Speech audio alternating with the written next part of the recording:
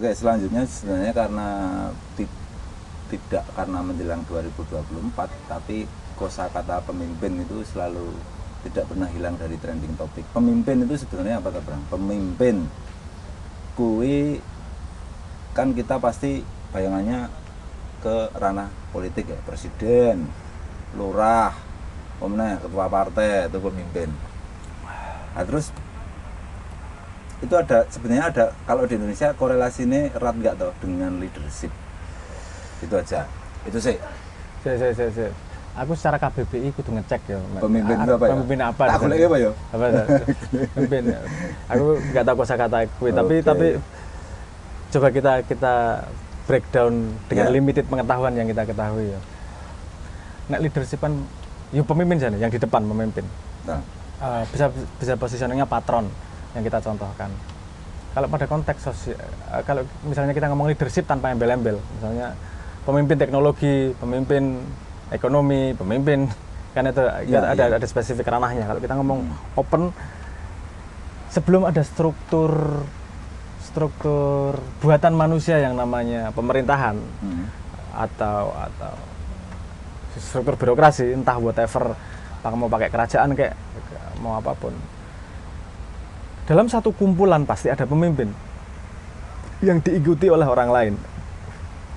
Nah, diikuti orang lain. Jadi entah keputusannya, entah idenya dan seterusnya dianggap dia lebih kompeten misalnya gitu, atau pokoknya dia pantas aku manut karo kowe kan gitu.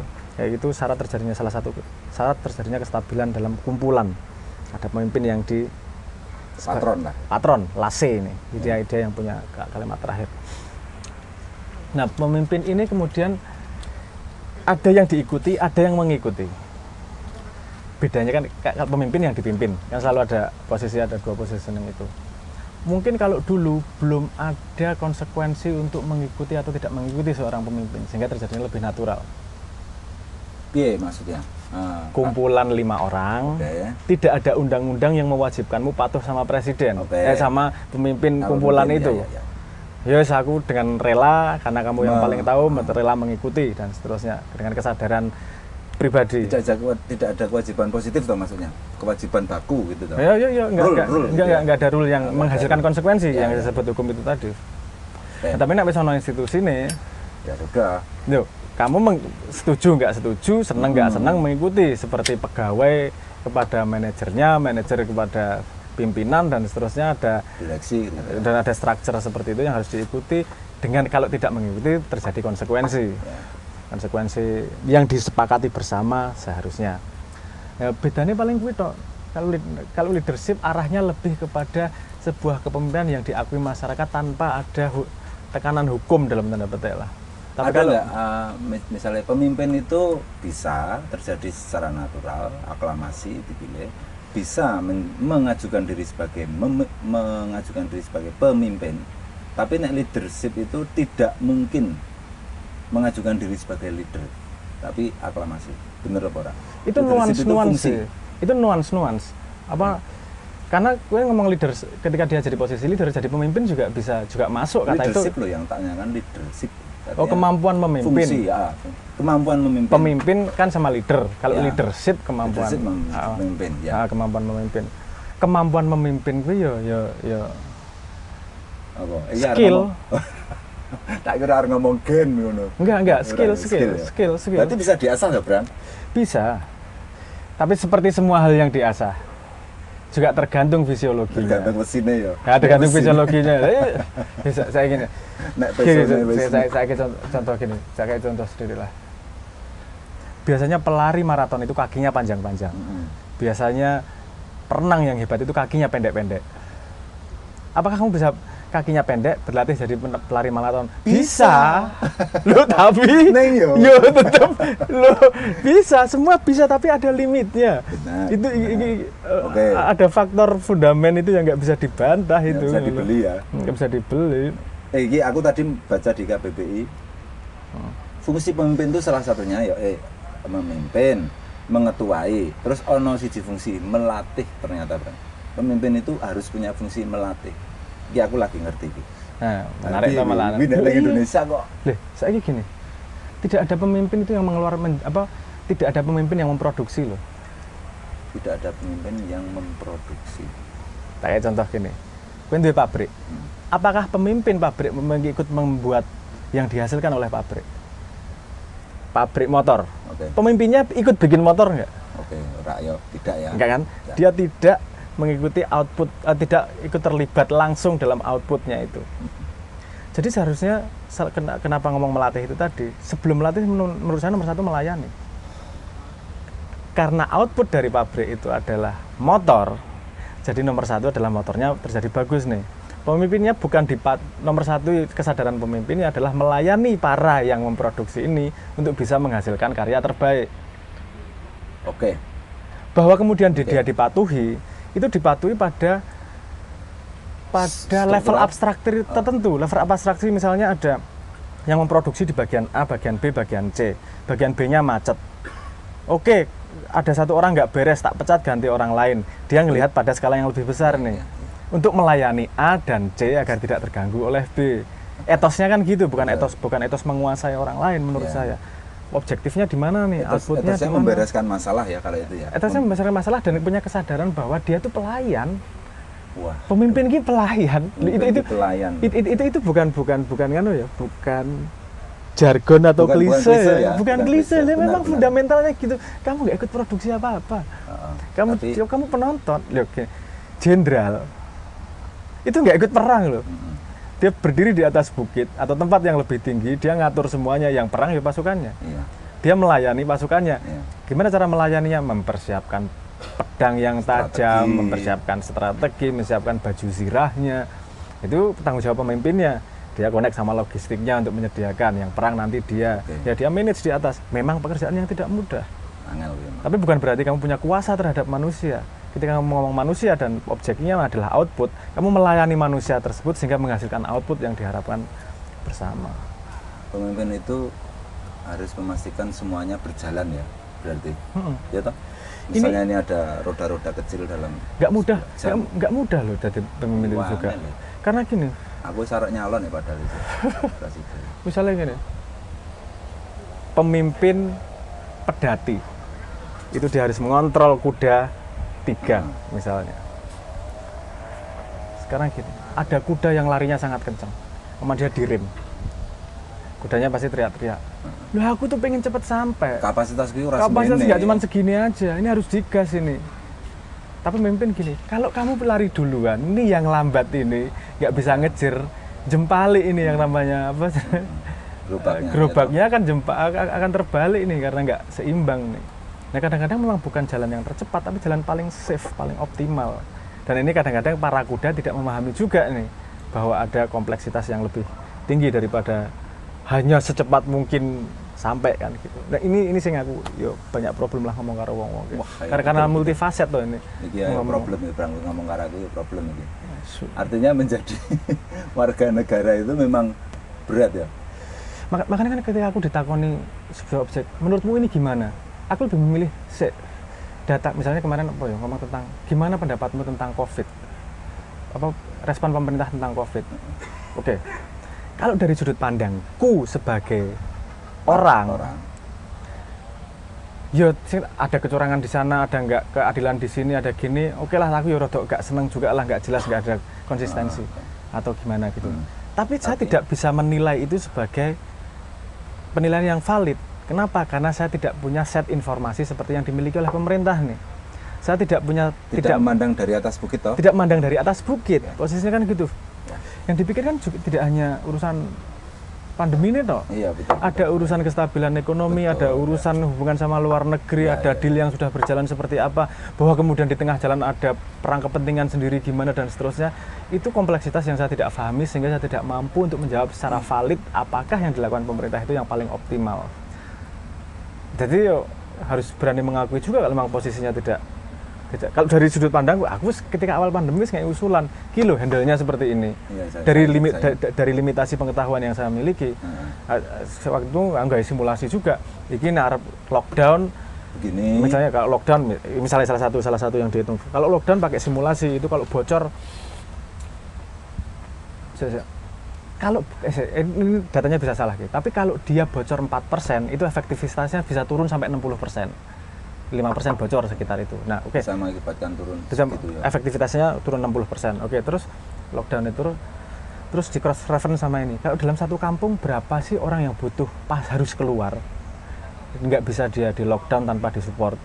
Oke, berarti kita lihat angka kemiskinan. Angka kemiskinan sekitar 9, berapa persen. Berarti mereka harus keluar, nggak bisa di lockdown.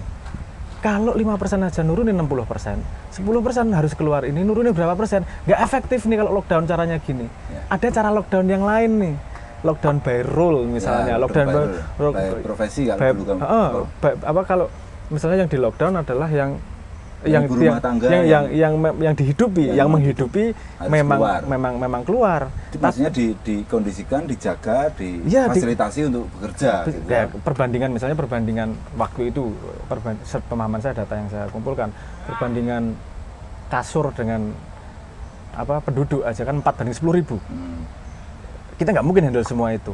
Oke, kita memang bikin zona merah sama zona hijau nih. Zona merah memang resiko tinggi, resourcesnya semua disediakan untuk itu. Ada gedung-gedung yang nggak dipakai, ada universitas nggak dipakai, tenaga kesehatan dikumpulin ke situ dan seterusnya lah. Itu justru nggak dipakai di Indonesia, tapi ada beberapa negara luar yang pakai strategi itu. Tapi ada. Sebenarnya dia juga pakai kayak gitu. Terus saya ingat dulu malah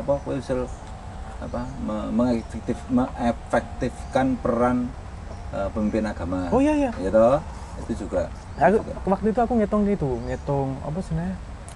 ngitung aspek sosialnya. Karena keluar itu juga harus ada konsepnya gitu.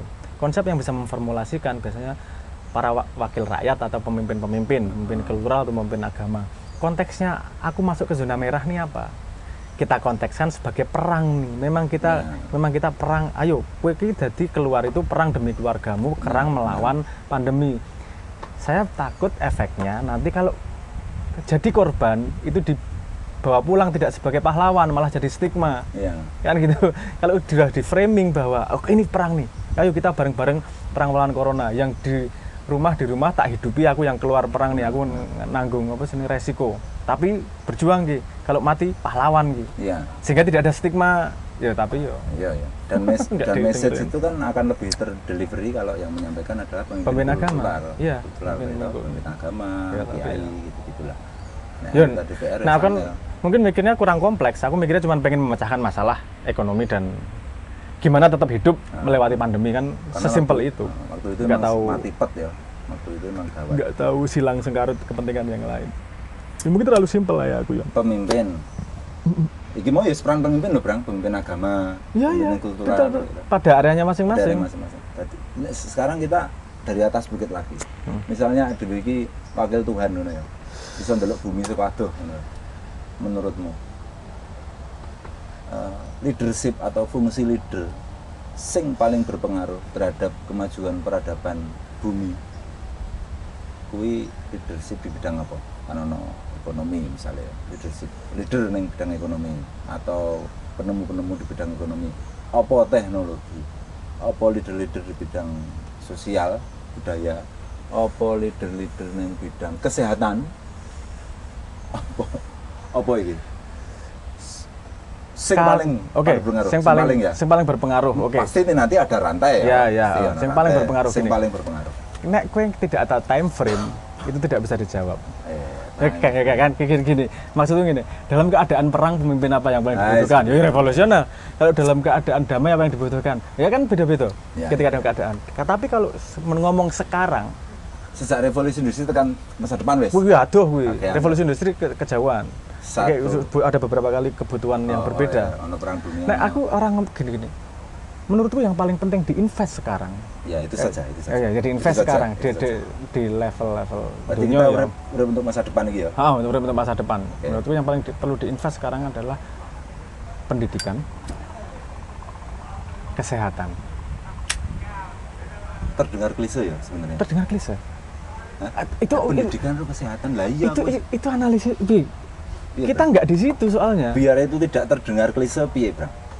Pendidikan kesehatan lah ya klise banget. Sebenarnya aku jelas kayak gitu di ora ndak apa-apa. Gini. Kenapa sebegitu pentingnya pendidikan kuwi dadi klosone kemajuan peradaban dan kenapa kesehatan juga tidak kalah pentingnya menyangga hidup peradaban ke masa depan.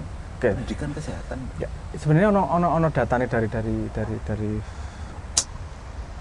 universitas yang memprediksikan gitu loh. Tapi gini, aku tak pakai frame gue cara menjelaskannya. Gini. Iki rada mundur sithik ya, tak kayak kotak ya. Banyak waktu kita. Hidup kui misalnya kita melakukan sesuatu, ada dua area kita kategorikan dalam dua area. Project dan area. Project dan area. Oke, sebutannya gitu ya. Kita melakukan sesuatu untuk sebuah project atau kita melakukan sesuatu pada sebuah area. Bedanya gini, kalau project itu yang kita lakukan berhenti ketika projectnya selesai. Ada garis finishnya, ada selesainya bikin album. Yuk kita rekaman, albumnya accomplish. Mission accomplish. Kalau area itu sesuatu hal yang dilakukan terus-menerus tanpa ada selesainya. Contohnya olahraga. Contohnya jaga kesehatan. Mangan ya. Mangan. Kan nggak ngomong aku mangan sampai 3 bulan. Nggak wareg terus mission accomplish. Mission accomplish besok nggak makan lagi. Kan nggak mungkin. Itu kan area dilakukan terus-menerus. Itu area. Okay. Nah, kesehatan dan pendidikan ini kan modal untuk dua hal yang berbeda. Kalau kesehatan itu kan modal pada area. Terus kita mengusahakan kesehatan.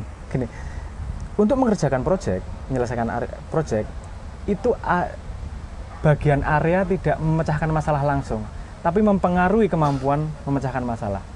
Contohnya gini, proyek bikin skripsi. Kamu melupakan olahraga. Olahraga tidak membantumu bikin skripsi. Betul. Tapi kalau olahraga nggak kamu lakukan dan kamu sakit, skripsimu juga nggak sampai nih. Oke. Paham. Oke. Itu pentingnya kesehatan. Pentingnya pendidikan adalah kemampuan untuk memecahkan masalah. Oke, berarti pendidikan ini benar saja nih. Pendidikan ini adalah basic dari semua kemampuan kita untuk memecahkan masalah semua hal ya. Iya dengan dong. pendidikan. Betul. Iya toh?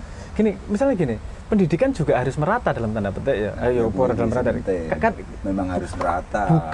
Bukan semua orang harus pintar.